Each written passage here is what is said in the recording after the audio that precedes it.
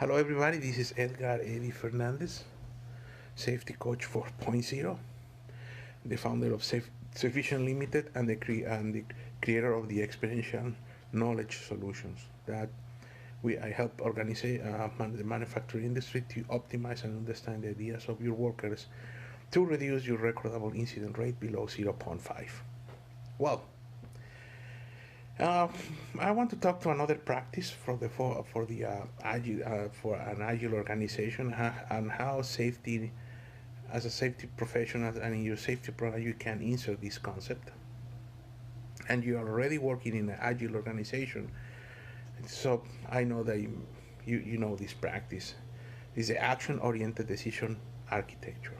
So in other words, it's how we want to make decisions, how we want to make rapid decisions, accurate decisions in an agile environment to uh, keep our workers safer, to make a workstation safer, could be in a change or in a new project.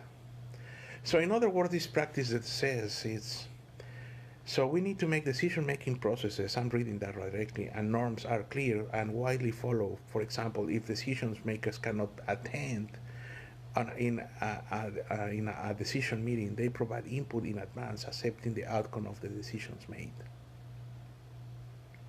So actually, this is something that is management of change in process safety, something that can be used in occupational health and safety. So in other words, any decisions, any changes that's gonna impact the safety of the employees, of the workers. So now you go through an evaluation of that change. So therefore, once you have the system implemented, you don't have it. But if you have it, the change is proposed, goes to everybody, goes to the manager of the department in case it is production, goes to in case of the change is proposed by engineering, goes to the engineering management, quality sometimes depends well how you set your system, safety for sure, and for the manufacturing director or manufacturing manager, whoever is in charge of the whole manufacturing operation and supply chain at the facility. So in advance, they can provide that input.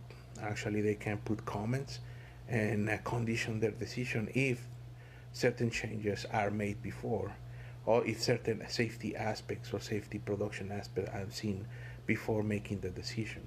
And everybody is going to be well communicated what this person is thinking about and how he wants, what is expecting from that change, inclusive if there is no, or she's or he is not at the facility.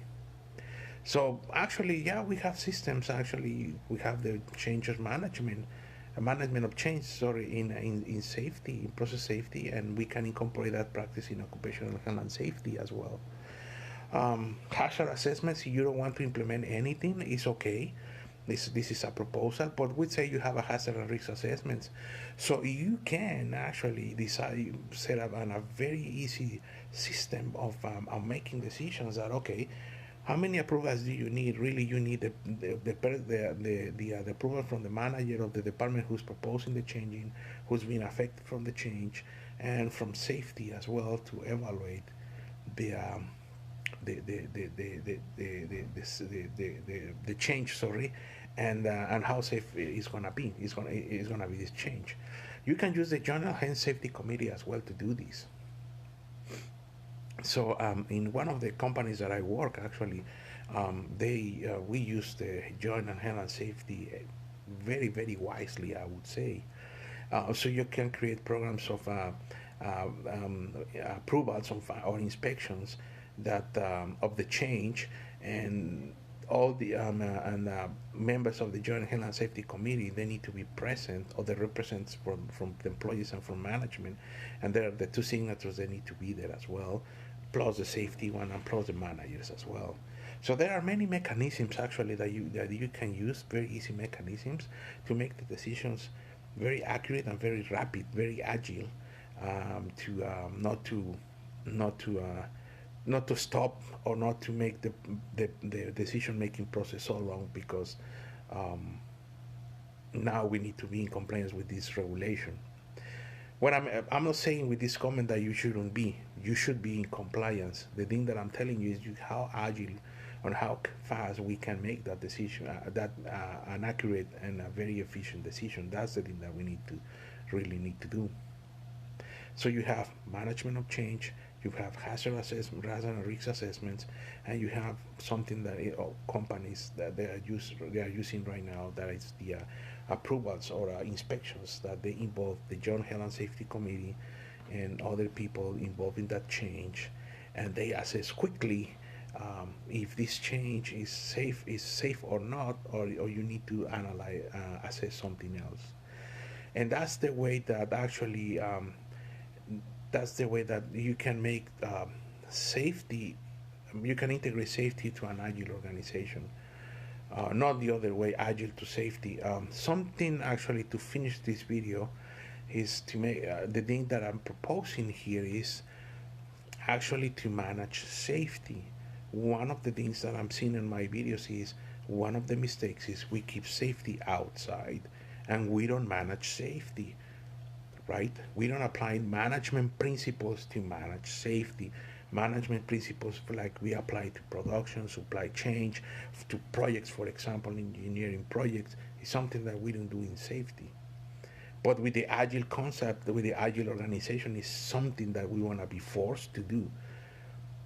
So use whatever decision-making tool you have, whatever decision-making process you have, review it, and see where you can make it more agile without affecting the effectiveness and efficiency of that process, and without compromising the safety of your employees, and always be in compliance with regulation codes and standards.